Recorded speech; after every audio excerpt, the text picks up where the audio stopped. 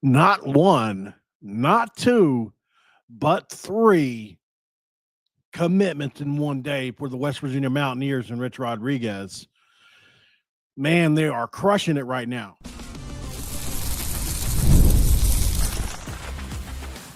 You are Locked On West Virginia, your daily podcast on the West Virginia Mountaineers, part of the Locked On Podcast Network, your team every day.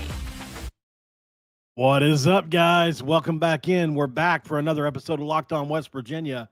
My name is Mountaineer Paul. Welcome in, guys, as we talk about West Virginia football. And it's a glorious day to be a Mountaineer wherever you may be.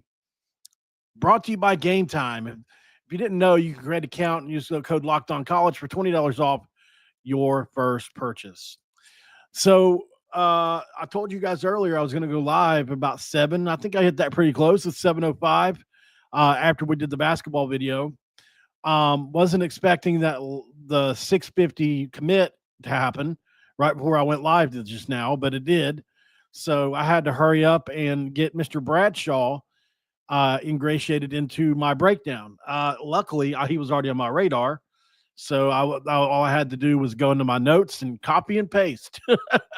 But I haven't seen the tape, and that's unfortunate. But that's okay. We can watch it together, and we'll just break it down in real time. So it's not always going to be perfect, as they would say around the turn of the century, but things are all right, man. And I'm excited. So let's get to it, man. 3 commitments in one day. I got to give my buddy Dylan a lot of credit here. Camden Goforth is a kid that has been on Dylan's radar for months. He's been talking to him for months. I think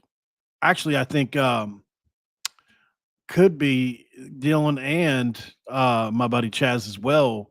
Both may have been talking to him. I'm not exactly 100% sure, but these are guys that are like moderators type people I'm in a group chat with. But I'll tell you what, man, Dylan was all over this one. He was trying to get them to look at him forever, and then they finally did. So I got to give Dylan some credit here since February, he says. So we're going to check out Camden Goforth, a big offensive line with an extremely nasty streak who absolutely deserves to be here and flipped over from Coastal Carolina. So that'll be one we're looking at. We're also going to look at speedster Robert Stith, a 6'3", 190-pound wide receiver out of Niceville, Florida. Very interesting to see him as well on this list. Wasn't sure if he was going to actually come or not, and he ended up doing so. So that was awesome. And then another guy, it's just Aaron Edwards comes along. He just a really athletic linebacker. So we're going to check him out as well. Hope you guys are ready. It's another one of those guys that I think they're going to use in that hybrid role that we keep talking about. So let's get started with this. We'll go ahead and start with Camden Goforth, 6'4", 315 pounds, 3-star prospect, committed to West Virginia today after flipping from Coastal. He did have offers from NC State, Tulane, Western Kentucky, Memphis, Liberty, Florida Atlantic, Air Force, Georgia State, Navy, and others.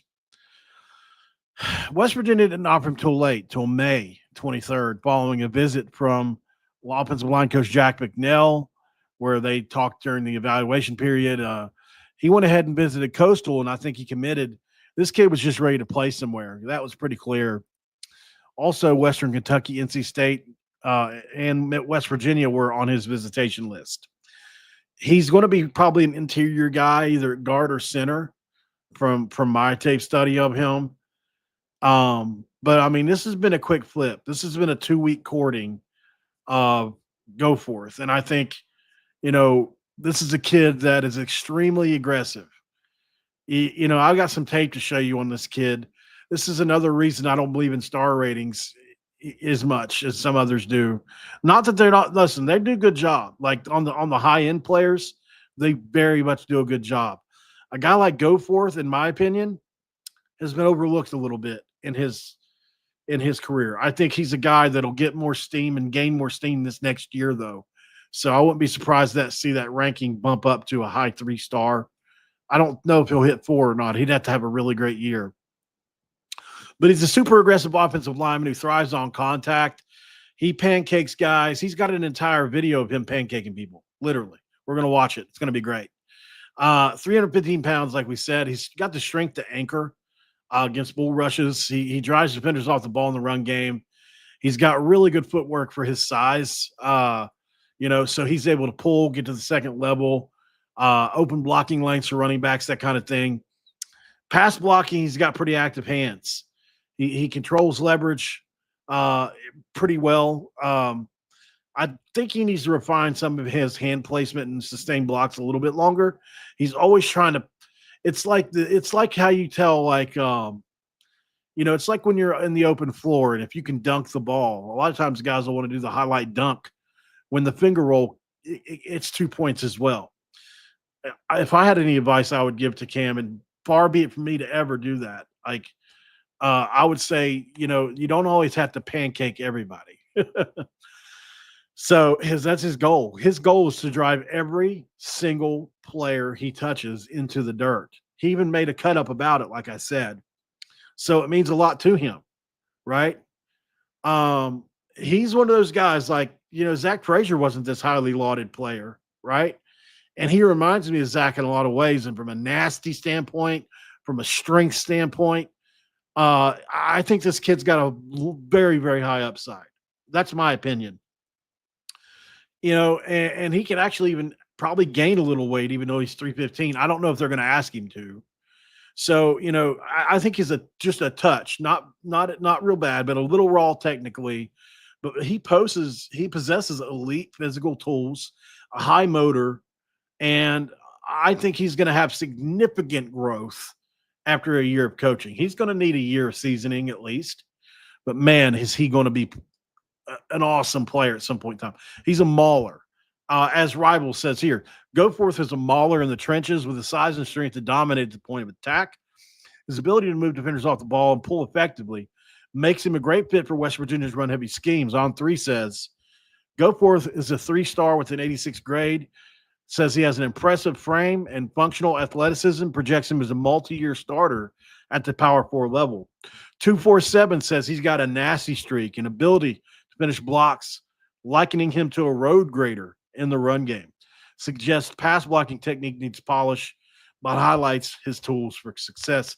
And that's what I saw as well. ESPN said that Goforth has been notable among the 2026 offensive line prospects and says he's got very good strength and mobility for his size. ESPN was something positive for once. In the scheme, I think he is tailor-made for Rich Rodriguez's physical, run-oriented offense, which relies on that strong interior offensive line play and ability to execute zone and gap schemes. His pulling ability and physicality really do align with our ground and pound identity, and he's got some of that about him. He's got a little bit of rasp to him. He's got a little bit of grunge to him.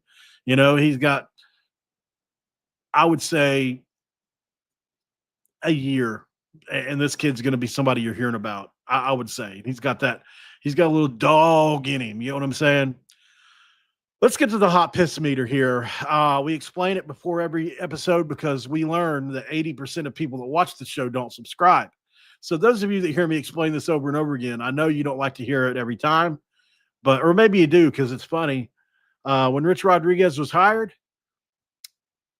they asked if he had anything left in the tank. Can he still coach at 61 years of age? Can he do that? Well, come to find out, he can. And they said he had hot piss in his veins. So we come up with the hot piss meter for Rich Rodriguez out of 50. So 5 categories, 50 points. What is Camden Goforth going to score on the hot piss meter? Strength is a 9 out of 10, man. He overpowers dudes with ease at the high school level, and he anchors pretty well in pass protection. And does he drive on those run blocks? And then run blocking is a 9 out of 10. I think he's a dominant force in the run game. He creates lanes, and he finishes blocks with authority. He really does. Mobility, 8 out of 10. I think he's got good feet for pulling and climbing. Not as agile as lighter lineman. He is 315, by the way. Pass blocking is where he's got to improve. I've got him at a 7 out of 10 there. This is for high school. Solid foundation, but needs technical refinement, in my opinion, for the power forward level. And he'll get that from Jack McNell. Upside is 8 out of 10. He's high ceiling because he's got size, he's got strength, he's got coachability, and the room to grow technically. And this is a kid that you could see in 2 or 3 years as an all-conference player easily for a total score of 41 out of 50. Guys, Cannon Goforth is a big, bad offensive lineman, 6'4", 315-pound beast. He's from Tennessee, and I think he's probably going to prove to Tennessee why they should have taken him over the course of his time in West Virginia. He's going to be tossing defenders around like lawn chairs, in my opinion. And his tape shows it. He literally bulldozes guys in the run game over and over and over and over again. So let's get to the tape, Camden Goforth. After the break, we'll come right back. This kid's impressive, and you're going to see it for your own eyes after the break. This episode of Locked On West Virginia going to be brought to you by none other than Game Time, right? When you talk about Game Time, you have to talk about the NBA playoffs, the intensity, the buzzer beaters, the fans losing their minds. It's the kind of atmosphere that you must experience live, man. And this year's matchups are already delivering. If you want in, Game Time makes it fast and easy to get great seats, even for the biggest playoff games. Prices on the app actually drop closer to tip-off. And with last-minute killer deals, panoramic seat views, and no surprise fees at checkout, which is a good thing, Game Time is a total game changer. That's right. Take the guesswork out of buying tickets with Game Time. Download the Game Time app, create an account, and use code LOCKEDONCollege for $20 off your first purchase. Read the terms. They do apply. But if you create that account, redeem the code LOCKEDONCOLLEGE for $20 off your first purchase, and download the Game Time app where you can get last-minute tickets at the lowest prices, and that's guaranteed. And that'll answer the questions for you. What time is it?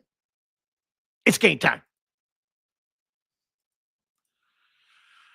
Segment 2, come crack-a-doo with me as I turned the background off here on accident. Apologies. Let me get that back. Let me put that back and take this off. There we go. All right, we back. All right, guys, thank you very much. Happy Father's Day to you and yours, by the way. I got caught up in earlier videos. Let's crack this do.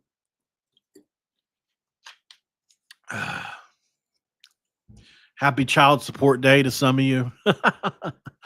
That would be me. That's fine, though. I'm okay with it. At least I'm paying it. All right. The West Virginia football team adds 3 new players today, and we're on number 1 still. I'm going to try to speed this up a little bit as we look at Cam Goforth, a 6'4", 315-pound monster of an offensive lineman. While rated only 3 stars, let's watch the tape and see if that aligns with what we've been told about him. Let me see here. Where is he at? Where do I got him? There it is. All right. So, I thought I had, I'm going to have to pull up another page though, because I meant to, yeah, that's what I wanted to show you guys. Actually, sorry. I meant to show you guys the pancake block thing that I was going to show you first. So we're going to do that actually instead. So he's got this thing on his X page here of him just pancaking dudes. It says, no music, film doesn't lie. This is from Cam Goforth. Pretty cool. So here he is. Enjoy the silence as he just drive blocks people into the ground over and over again. There's 3, there's 4. Let's see, can we get 5? Yep, there's 5 pancakes. And there's 6 pancakes. And he rolls over on him for good measure. There's 7 pancakes. There's 8 pancakes. 9 pancakes. 10 pancakes. 11 pancakes. 12 pancakes on a big old boy. And he did the wrestling spin on him. That's how you know he's a wrestler. Zach Frazier vibes, I'm telling you guys. Look at this right here. Holy freaking smackerel. That's a 6'5", 300-pound offensive lineman right there. That's not just a high school kid. Watch Cam, or defensive lineman. Watch Cam Goforth take this kid, put him in the dirt, and then do the little wrestling spin on top of him. Get down there. Whoop. Insult to injury. 13 or 12 pancakes, 13 pancakes, 14 pancakes, 15 pancakes. Holy shit. What was this? Poor kid. Oh my God. For those of you listening on podcast, hey, you know that meme that they've got on and this is the moment he knew he fucked up. This is crazy, man.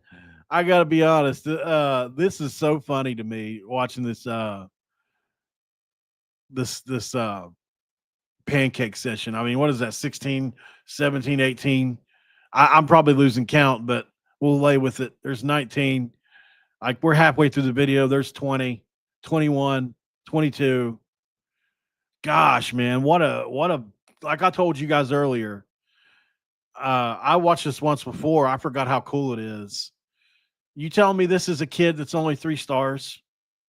Is this a 3-star player to you? If you watch this, do you see 3 stars? I don't see 3 stars here. I don't. I don't understand the grading system. I don't know. Maybe I don't know technically enough that what he's doing wrong. Maybe these just won't work in college. Like, there's a bunch of things that you can say, but you literally can't. It's impossible to get more physically dominant on the high school level. I mean, and it's not even, I mean, look at this. I mean, look at this. It looks like he's getting hit by a car right here. Watch the impact backwards. Boom. Insane. This kid is in a body slam, fireman's carry. What? I'd say we've got about 30. Look at that big boy.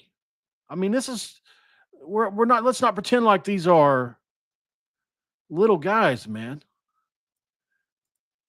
Get down, 350 pounder. Crazy, dude. Like, this dude here ain't playing, you know? I got to give him a little more shine. Let's watch his huddle highlights, because I mean, you know, I want to see what it looks like when it's not a cut up of him just dominating kids. Because, and I know I get excited when it comes to O linemen, but you know, let me get the music off here if I can. There it is. Okay, so here we got him here at the right guard spot, lined up, and that this poor defensive line is so small. There's no shot, you know. Yeah, pancake. Of course, it's a pancake. It's probably just the same thing, him pancaking guys over and over again. See the athletic ability though. He gets out and around, and I mean, he is so strong upstairs. Is it just from, I mean, his upper body strength is ridiculously strong. Get down. Ragdolling dudes. Here he goes here. Nicely done there too. Another pancake block. Gosh. Wow. There he is again. Very, very nicely done. You know, Cam Goforth is one of those guys that unheralded. I don't know how Tennessee didn't recruit this kid. Or maybe they did. And he said, no, I'd be shocked for a Tennessee kid not to go to Tennessee, though, right? You would think this kid would have a shot to go to Tennessee. Same thing with Aiden Bustle, by the way. Aiden Bustle transferring in from Tennessee. He's from the state of Tennessee. And moved up to number 2 even in their roster. And for some reason, just they kept on buying portal guys ahead of him. And I told you guys, I think Aiden Bustle will absolutely be one of our best players. So, you know, these Tennessee kids are good, man. And it's pretty good football in Tennessee as well. It's in the South. But, I mean, you know, obviously for all of his aggression, Cam does have some technical stuff that he can clean up. But in the run game, he's ready to go right out of the box. This kid's ready to roll. I mean, he's going to be let's see what happens. But I'll be shocked if this kid's not starting by year 2. This kid can play, man. We'll see. I get it. I know I get excited about a lot of these players, but I mean, am I the only one watching this tape? This kid is a monster. Congratulations to Cam. We'll go to break one more time. Come back and we'll break down these other 2 players. Stick around.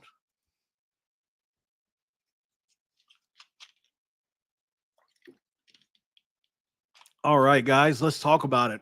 2 more players West Virginia picked up today in the transfer portal.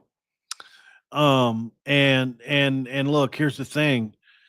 It's like with the wide receiver, I'm about as excited. Robert Stith out of Niceville, Florida, 6'3", 190 pounds. You know, he's right there on that high-end 3-star line. But if you look at the offers, that's where you see it. Michigan State, Kentucky, Maryland, Minnesota, Kansas State, Arkansas. You know, he's got a lot of really good offers. UConn, UNLV, Troy. So, you know, he's a kid that West Virginia didn't even get involved with until February. Coach Ryan Garrett reached out to him. And that's whenever I found out. I saw that reach out happen on X when it happened, because he posted something about it, and I've been keeping up with him ever since. You know, he had the official visit June 13th through the 15th. And you know, that led to his commitment. I think playing early is a big deal to him from what I understand in my conversations. So this is a multi-sport athlete. He's a track kid that is an elite track. He's elite on track. Probably could have played college track. You know, he's got very, very good long speed at 6'3". I would have to place him in that 4.4 range. He's extremely fast. Game-breaking speed, really. You'll see it on tape here in a second. He's able to stretch the defense. I think he averaged over 20 yards a catch in high school.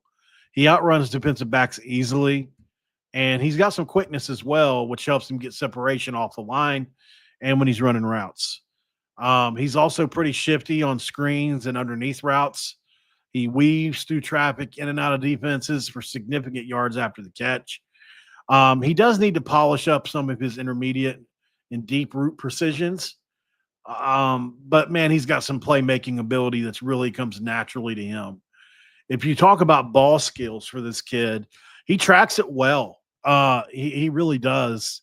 And that's not a trait that every player has, tracking the ball. It's actually something we don't talk about enough, because some kids, via tracking the ball, take the wrong angles to the ball, right? And, you know, makes it hard on themselves. So he does that. You know, he really excels because he's strong. He's got a big, strong body, and he really excels in those contested catch situations. And also, he's good in the middle of the field. He'll take a hit over there. He'll run across the middle. He'll do a thing or two there for you. And he really plays he plays a bit stronger than 190. He really does. He breaks tackles. He gains really tough yards at times. And then he's tall enough to box out smaller DBs. So you look at him, he can line up on the outside. He can line up in the slot. He's offered some flexibility for West Virginia in the passing game. And then his speed really takes him over the top and makes him able to really, really get deep. And that's where the yards after the catch comes in, because he runs straight by people. If you look at the scouting takes, Rivals, Stith is a dynamic athlete with size and speed combination to be a matchup nightmare. His track speed and ability to high point the ball make him a legitimate deep threat with yak skills and adds another dimension to him. On 3 says we give him a high 87-star, 3-star rating with potential to get into that 4-star if he continues his explosive playmaking ability. We do project him as a high upside receiver who can develop into a Power 4 starter and more. 247 highlights impressive burst and speed emphasizing his track background and ability to turn short passes into big gains. Also talked about his route running needing some refinement. ESPN lists him along with some of the fastest 2026 wide receiver prospects, saying that he has a rare combination of size and speed, ball skills, and potential to rise in the rankings with a strong senior season. Obviously, his fit with West Virginia is that speed, speed, speed. This is exactly what we want in the Rich Rod's offense. Fast wide receivers, fast running backs, fast quarterbacks. And, obviously we use quick passes, bubbles, we use jets, we use sweeps, we use reverses and vertical shots to exploit defenses. So this kid's yak ability, along with his deep threat ability, is only going to enhance that, especially off the play action. This is the exact kid you need in the play action game. So 10 or 15 wide receivers will probably be leaving next year. That means this kid's going to come in and have the ability to play right away. He'll have a chance, right? Which is why this early commitment sets a foundation for the wide receiver room. If you look at regionally here, I think our pipeline to Florida continues to grow. And we've been in Niceville a few different times. And we got a few kids from the state of Florida in this class. So his track pedigree also aligns with Coach Rod, and we talked about his emphasis on speed. Hot piss meter. His speed is a 9 out of 10. He's a track star speed. He's deep threat, yak machine. I wouldn't say he's 4.3 level. I still think he's probably around 4.4. He's got strong ball skills, which receiving is an 8 out of 10. Strong ball skills and his contested catch ability is great, but I think his route running does need some polish. If you talk about physicality, he plays really tough. He breaks tackles, and he really loves to win in traffic. If you look at him when he's weaving in through traffic without the ball, he's tough in those moments and can really ignore a lot of that to place his hands on the ball and then turn that thing up the field and make a play or two. I think he's versatile enough, which gives him an 8 out of 10 in versatility to play multiple wide receiver spots, which always adds value. We can play multiple spots in various packages. And then the upside, I almost gave it 10 out of 10 based off the speed, his size at 6'3", but that's a 9 out of 10. I think he's got a high ceiling as a playmaker with the potential to absolutely become a wide receiver one wherever he's at, whether it's here or somewhere else, no matter, for a total score of 42 out of 50. I think he's about to light Morgantown up, especially if he sticks around.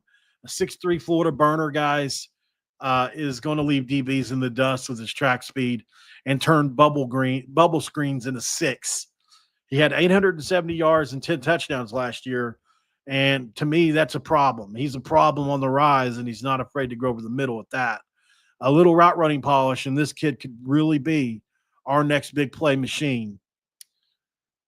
Let's check out the tape. Rob, I mean, this kid is very talented. And once again, you begin to wonder with the portal, players like this, shouldn't come around as often as they do now anymore, but it happens.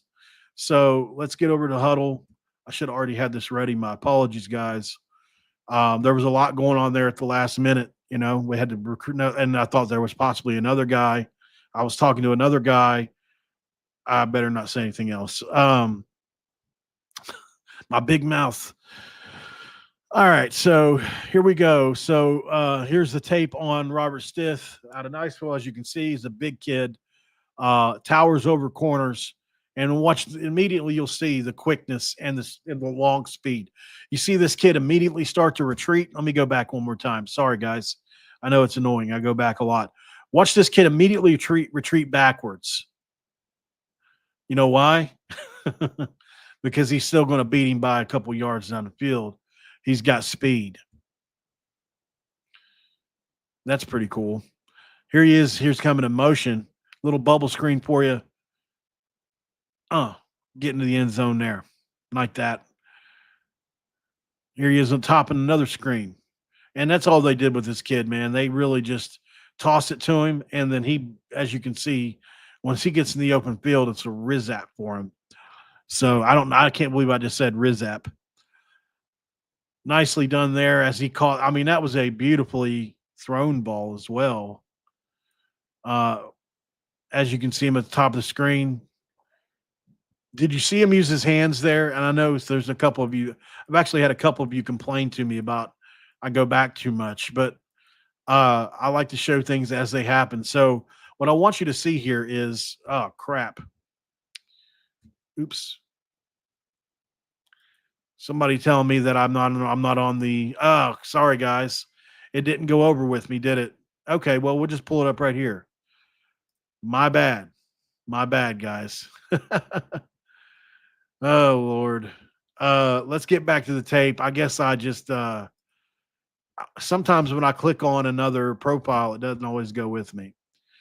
Okay, so let's play it all over again. Watch this kid this kid will start to retreat immediately. That's because of the speed. Nice touchdown there. Here you can see him on a bubble screen. He turns that thing up. Here you'll see him on another bubble screen. He turns that one up. I'm trying to catch you up to where we were. Okay, here's the play. So I want you to watch on this play. Watch him slap the hands away and get around the kid, and he catches this ball in between the safety and the corner here, up top. Slap, get off me, and then a nicely thrown ball in between the two, and then he's turning that thing upfield. Like to see that here. Here he is again at the top playing outside receiver. As you can see, very beautiful route. Look at that speed, guys. That's the game-changing speed that we are talking about. And an absolutely gorgeous post route at that. Watch him stick his foot in the ground here and make the move. You know, like, because, you know, when a kid's fast like this, corners don't know whether he's going to keep coming vertically at you. You know, if he gets, it's just like anything. If you see a guy off balance for a second, you make that move, right? And you can see this guy, boom. I don't know what I did there. Oh, I clicked out of it.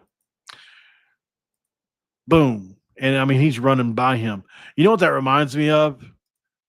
Whenever I watch Calvin Johnson in the Gator Bowl, West Virginia versus Georgia Tech 2007 or 8. I think it was 2008. Maybe it was 2007. I think it was the 7th season, but 8, it was like 2008 because it was like January. But anyways, I was in the end zone, this over here, right? And I was watching Calvin Johnson from the end zone angle that you would see this play from. And as he did this exact post here, whenever Calvin Johnson did this move right here, that's exactly what he looked like against our corners. Like, it was insane how much faster he was than we were. Down at the bottom here, you know, not a that double move needs work. Let's watch it again. And with refinement, you know, this is where we're talking about route running needs some refinement. Kind of a sloppy double move, but it doesn't really matter. It gets the job done. And who was he doing it against? That's another thing I don't really get. I guess maybe him. He was, but yeah, at the end of the day, it works, but not, you know, he could do a little more to sell that. Here he is up top on this other side over here, and that's a beautiful route. We'll take that every day. Very nicely done. You know, showcasing some route running on this one.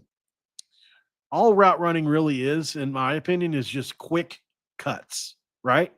Precise, quick cuts that usually a quarterback and receiver have agreed on previously as to where they should be through repetition. And here's 1, 2, 3, boom, boom. And that's a play that's really hard to stop. Once again, he's on the outside, and you can see a nice little out route here. And he angled that thing off beautifully. He didn't round his route out. I don't mean to keep going back every time. This will be the last one.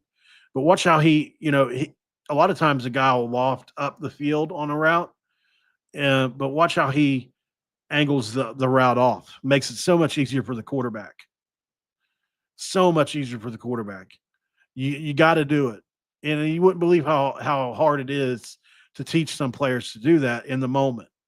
Here he is across the middle. We talked about that. You don't mind to do it. Here he comes on another bubble screen. and 1 tackle missed, 2 tackle missed, 3 tackle missed. So he's got a little bit of that in him too. When we talk about the yards after the catch, here he is in the slot now. Will he come back across? No, he won't. So, and he's out of our screen, and that quarterback threw it as hard as he could. Holy cow, that kid's got an arm on him, don't he? He threw that thing pretty far. Another bubble here. That seems like that was a lot of their offense. I mean, if you got a kid like this, why wouldn't it be? So, point is, this kid's fast. He's obviously very talented, as you see. Runs by kids pretty easily. He's got ball skills. He's got a lot of ability, and certainly, I think Rich Rod and company can use this. Nice move on that play there. So, really love this kid overall. I think he's got a chance to be a really good player. Definitely has wide receiver number 1 potential. He's just got to turn. He's just got to get that route running, just tightened up a little bit. And I mean, everything else, he's got it. He's got the speed. He's got the acceleration. He's got everything you want. Some size. I mean, he's got it all. He's got quickness. So, very good player, guys, and somebody I'm excited that West Virginia definitely picked up today. So, we'll check out one more guy really quick. It won't be as long of a look as we've been on the other two, only because I haven't had a chance to watch anything on Aaron Edwards really at all. So, what we'll do is we'll just break him down, and then we'll show a couple things really quick. Aaron Edwards is a junior college player for 2026. I thought maybe they'd try to get him reclassified this year, but sounds like no. 6'3", 200 pounds. He's one of those hybrid linebacker safety kind of players out of Northeast Oklahoma A&M, which is in Oklahoma. Miami, Oklahoma at that. 6'3", 200 pounds, committed today after an official visit. He had West Virginia and Tulsa in his top 2, it looks like. So this is another one of those players that West Virginia likes that maybe, Group of 5 plus schools like, but maybe West Virginia liked them too. Like I say a lot on this show, I trust this squad's evaluation. If you look around the country, every team takes Group of 5 kids that may only have a couple Group of 5 offers. Every school takes them for the most part, except like maybe Ohio State, Alabama. But I mean, most teams will take chances on players for one reason or another. If you look at this player, he's 6'3", 200 pounds. He's not quite the right size for a safety. He's not quite the right size for a linebacker, but he's great for both. So I think, it's just one of those things where you're projecting him up here because of his size and athletic ability. So I'm guessing, I haven't seen him on tape yet. It says here, what I write here, I'm having trouble seeing it. I made some misspelling on this. Okay, so Zach Alley and Henry Weinreich were both his recruiters here, basically. He's an Oklahoma City native. I'm sure this is probably why Zach Alley knew about him. Coming off a 2024 season on Northeast Oklahoma A&M, where he had 63 tackles, 3 forced fumbles, and he's set to graduate in December with 2 years of eligibility. This is what I thought Sincere Bowers was going to do, by the way. Why I was telling you guys, the whole reason I did a whole nother show on him was because that was exactly what I was told he was going to be. He's going to be a 26 guy. He's not graduating until December, blah, blah, blah. So when West Virginia gave him a jersey number and said, no, he's coming this year, that's why I flipped out. So it says, slotted to play will linebacker, but versatile enough to play multiple defensive roles, including safety or hybrid spots. And I agree. At 6'3", 200 pounds, that's definitely what you're looking for and what they've done over and over again now as we've tracked their recruiting the last year or 6 months. So, I say we just go right to the tape. And I'll adjust my hot piss meter at the end if it's not the same score. So, because I did the meter based off what I read, and I don't like to do that. So let's get to the tape and watch a little Aaron Edwards really quick, and then we'll get out of here because I'm running really late on this one. It's hard for me to get 3 players in a show, I'm finding out anymore, as much as I break down here. So here he is at safety. As you can see, a big kid. Oh, God, what a hit. What a way to start a highlight tape. I'll tell you what, this is a great way to start one. Oh, no, here he is on field goal block. Oh, wow. Oh, my God. Whoa. What just happened? And it went to Google. But for those of you listening on podcast, this kid was on field goal block, jumped over the center, and he didn't he didn't go for the block. He just went for the kicker. He just bulldozes the kicker on this. What? Boom! Screw the ball. That's crazy. Boom! What a hit! Holy cow. Hold on a second now. Oh my God. Oh my God. This kid's laying wood to people. Oh my God. This kid's laying wood to people. Is he going to do it again? Wow. What a start to a highlight tape.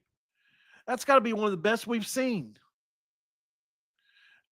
There he is again. Well, he is killing kids. You want to see what I'm talking about? Now, let me just keep watching. I'm jumping to conclusions. I haven't watched enough. But just based off his aggression alone and the way he's moving here, I mean, this is 6'3", 200 pounds, and he's playing safety. And look at his speed. And every time he gets there, he's killing somebody. I don't know how he's in coverage yet. That was all right. I mean, yeah, he swallowed that guy up, as he should. This kid's a great lad. He's a great athlete. Very good athlete. I think he could play safety. I mean, I don't know what they're going to do. They're probably going to play him at linebacker. I mean, in the power four level, he's probably a linebacker. I'm getting too excited here, but I mean, he's got some closing speed on him for sure. I could see how a linebacker move could work out for him. Or that hybrid role, where you're not asking him to cover too much and you're just sending him after guys. Oh yeah. This kid's got a chance to work out nicely. It's amazing that a player like this exists and only West Virginia and Tulane really had eyes on him. I'm sure there are other smaller schools, but I mean, how do you watch this and say this kid doesn't have some power forward potential at least? Obviously he does. But there's so many players out there that, like we see all the time, even in today's day and age, you can't evaluate everybody. It's just the way it is.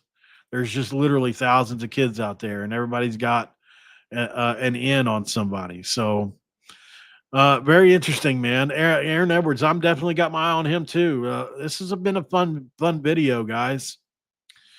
Thank you, Jim. I am feeling better. Yesterday I had, I'll read out loud the message I sent to somebody earlier today. This will explain exactly what happened to me yesterday. Okay, so here's exactly, because I don't think I can word it better.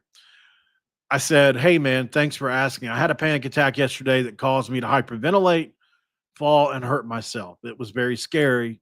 In the moment, I thought I was dying. Then I spent the rest of the day on the verge of another one, going in and out of panics. I passed out essentially because I was freaking out so hard. I've got to find a way that when I feel like that, I'm going to pass out, not to call my mom or my sister and say I'm dying. But in the moment, that's exactly what it feels like. What really happened was my brain dumped enough adrenaline into me to light up a city block. It was a 10 out of 10 panic attack. I woke up out of bed, just woke up from the morning, grabbed my phone to check it because that's the first thing I do to see if there's anything happened with my job. And then it started in on me. It started coming on immediately. As soon as I woke up, I could feel it dump the adrenaline into me. Like, I'll explain it to people like this. I'm not still reading the text, but Uh, so basically, it's like this, and this is how doctors explain it to me. Pretty much, the what panic disorder at the highest level is, which is what I have, is if you've ever been in a near miss accident, or if you've ever had, if you've ever, like, I use this example. My mom was in traffic a couple years ago, and she cut over in front of a semi. Uh-oh, did it go off? No. She cut over in front of a semi truck that didn't see her, and so he just kept moving up and was slowly crushing the car in on her, and there was nothing she could do about it. Very helpless feeling, but also a very scary feeling. So the adrenaline that your brain dumps into you during that moment, a moment like that, or like, let's say you think a plane's about to crash or something like that that you're on. Like, I've had that moment before too. It is kind of a dizzying feeling, but that's what happens to me. Like, on the highest level, my blood pressure gets over 200. 200 over 180 was what it was yesterday. So all of a sudden, literally, I'll be the most relaxed thing you could ever think of. Think of in the shower, think of under your blankets relaxed. And then immediately within 10 seconds, I'm to a million. And I don't know how to stop it. I've tried a multiple things. I have, you know, it's one of those things that I just have to accept comes with, like I told you guys this before. One of the reasons I tell my story about my, the addiction that I went through is because I want to be a beacon to people that you don't have to have my consequences. And I have a ton more that I don't talk about on camera. But you know, I think I have some PTSD from some things that I've gone through. Obviously, like you can see my nose has been broken a bunch. If you can't see or on camera or not, but I've had my eye socket broken, my cheekbone, my jaw, my nose from being in fights, for years because I used to be like that. Um, and I think all that took a toll on me. I was trying to survive, especially in the prison, where I will, imagine me, I'm 40 now. Imagine what I look like 20 years ago. Very young looking player person. So obviously I had and I wasn't scared to fight, but that doesn't mean that it doesn't have an effect on you. And there was a couple times, especially because this here was two locks in a sock, basically. Long story short, then I have to get off here, but I got into an altercation with a guy over cards, which is what they tell you never to do in prison is to gamble. And I won some money off a guy who was just never going to pay me, and I didn't know that. So it was like $7, but in prison that's a lot of money. So I said, "Hey man," I gave him a list of food to get at the commissary line, and said, "Hey, you could just get me these items and we're square." And he said, "For what?" and called me some names. So I knew we had to fight because in prison, if you don't, people continue to come at you over that. They'll know you're weak after that. It's just the way it is. And so I went back to the back wall, which is under the camera, so that you're not seen by the prison guards. And all of a sudden, a bunch of his friends were surrounding me, and I was getting nervous. So I started walking back up towards my bed area, and he had two locks in a sock that he basically, like a cudgel, like it's like it swings around, and he just, like, they showed it to me on camera when I was in the infirmary, but he basically took a run and was like, bam, and just hit me off the side of the head with that two locks. They're the master locks, the kind with the corners on them. It broke my eye socket, my nose, my cheekbone, my jaw, shattered everything. And then I had to fight him. I went to the bathroom, and my nose and everything was on the side of my face over here. And everybody was like, "Hey, he wants to hit about it. He wants to hit about it. He wants to fight about it." And I'm like, I had a concussion and everything. I was like, I barely can see. So, I went back out there and fought him, but I mean, I didn't win. I obviously got whooped bad because I was already out of my mind, concussed. So I say all that to say that's only but one of the things that I can mention that I've gone through. And so it's not any wonder that I have these issues. And I say these things not to glorify them in any way. I say them as a preventative for something preventative, because I think that, God doesn't put things on people's shoulders that they can't handle. And I don't say that just because people say it a lot. I believe that. And even though I struggle with it, I can handle it. just like I can handle the show and everything else. So I appreciate you all. You know, you guys reached out. I had a lot of messages yesterday and still a few I haven't gotten to. But I just want you guys to know I love y'all. And I appreciate all the support y'all give me. It means a lot to me. You know, this is really my life, and I couldn't live it without your support. So I appreciate you. With that said, guys, I appreciate the video and everything. It's been way over here, but it's a Sunday stream. It's a bonus stream. It's Father's Day. Hope you're having a great Father's Day.